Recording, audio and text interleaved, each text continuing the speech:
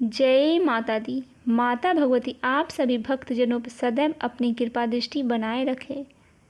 चौरचन का पूजा मुख्य रूप से बिहार के मिथिलांचल में मनाया जाता है। यहाँ इस दिन चंद्रदेव की पूजा पूरे विधि विधान से की जाती है। गणेश चतुर्थी पर चौरचन पूजा किए जाने की भी परंपरा है। इस त्यौहार को चौठ चंद्र के नाम से भी जाना जाता है। विशेष रूप से यह त्यौहार बिहार के मिथिला में मनाया जाता है। इस पर्व में चंद्रदेव की पूजा की जाती है। ऐसी मान्यता है कि जो व्यक्ति इस दिन भगवान गणेश के साथ साथ चंद्रदेव की पूजा करता है वह चंद्र दोष से मुक्ति मिलती है। मान्यताओं के अनुसार भाद्रपद या भादो महीने की शुक्ल पक्ष की गणेश चतुर्थी के दिन चंद्रमा को कलंक लगा था, इसीलिए इस दिन चांद को देखने की मनाही है। आइए जानते हैं चौरचन व्रत की कहानी। एक दिन भगवान गणेश अपने वाहन मूषक के साथ कैलाश में भ्रमण कर रहे थे। तभी अचानक चंद्रदेव के हंसने की आवाज़ आई।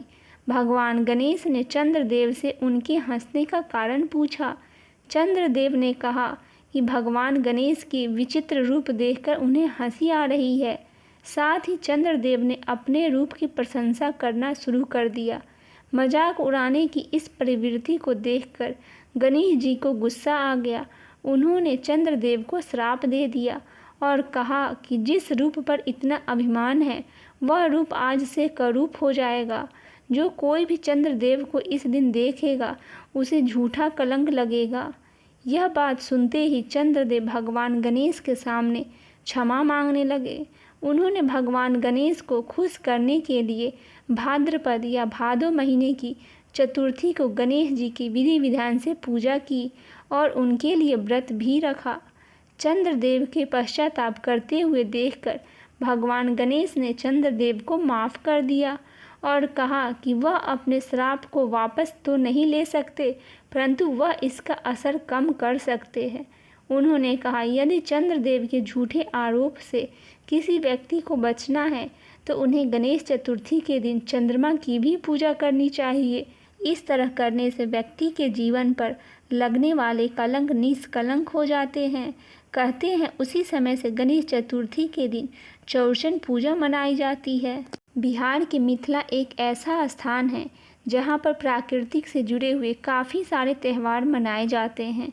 जैसे कि सूर्य देव की आराधना करने के लिए छठ पर्व मनाए जाते हैं, तो इसी तरह चंद्रदेव की आराधना करने के लिए चौरचन का त्यौहार मनाया जाता है।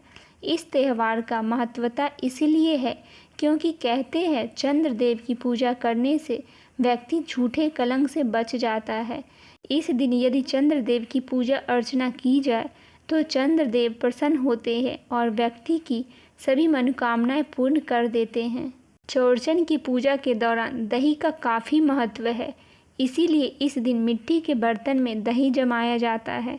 इस तरह करने से दही का स्वाद बहुत ही खास हो जाता है। इसी दही को पूजा के दौरान इस्तेमाल किया जाता है।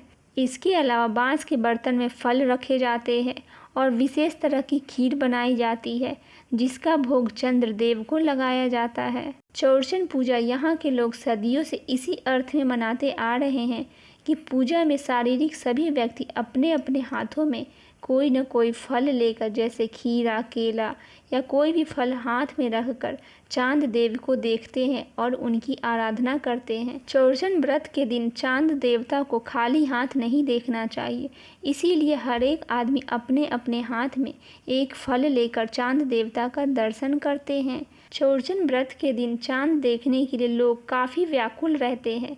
चांद की रोशनी से शीतलता मिलती है। इस रोशनी को इजोरिया रात या चांदनी रात कहते हैं। प्रकृति का नियम है जो रात दिन चलता रहता है, दोनों का अपना अपना महत्व है। अमावस्या यानी काली रात, पूर्णिमा यानी पूरे चांद वाली रात।